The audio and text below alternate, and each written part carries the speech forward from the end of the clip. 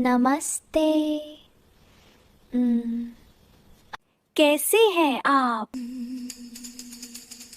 क्या आपके मन में मुझे लेकर कई प्रश्न उभरते रहते हैं? क्या आपको ग्रंथों में मुझे ढूंढने में परेशानी होती है? होती है ना आपको परेशानी? सच बताइए, मुझे सब पता है। कोई बात नहीं, आज से आपको अपने बारे में सभी बातें कथाओं के द्वारा समझाऊंगा। मेरे चैनल कृष्णा कलाएं को जरूर से सब्सक्राइब कर लीजिएगा। आज मैं आपको धर्मपुर गांव में रहने वाले ईश्वर चंद्र की कहानी सुनाता हूँ। ध्यान से सुनना। ईश्वर चंद्र अपनी पत्नी के साथ सुखपूर्वक जीवन व्यतीत कर रहे थे। ईश्वर चंद्र वैसे तो काफी सुलझे इंसान है, लेकिन समय आखिरकार सबको उलझा ही देता है। फिर एक दिन अचानक ईश्वर चंद के धर्मपत्नी के स्वर्गवास होने के बाद वे एकांत में रहने लगे। समय किसी प्रकार बीत रहा था। एक दिन उसे घर के बाहर कुछ श्वान शावक दिखाई दिए।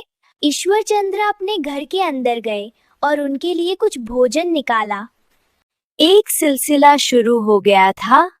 अब तो रोज श्वान शावक ईश्वर चंद के घर के बाहर पहुंच जाते, किंतु समय कभी एक सा नहीं रहता है।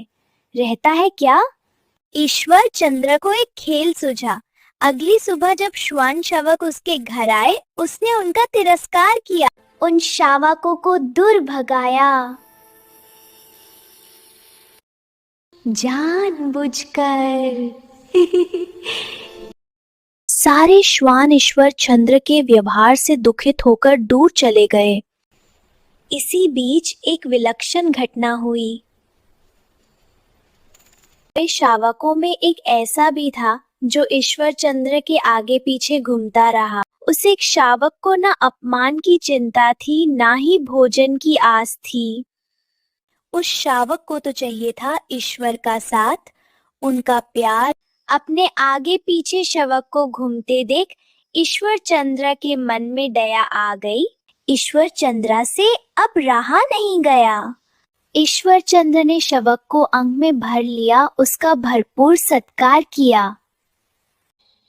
ऐसा लग रहा था जैसे दोनों एक दूसरे के लिए ही जी रहे हैं।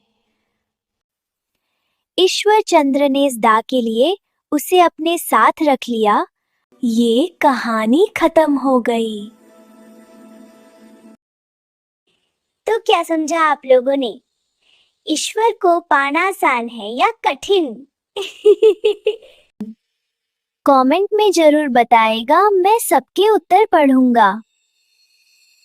कुछ ना समझ आए तो राधे राधे ही लिख देना। और हाँ, मेरे चैनल को लाइक और सब्सक्राइब नहीं किया तो आज से कट्टी। फिर ना कहना भगवान मेरी सुनते नहीं हैं।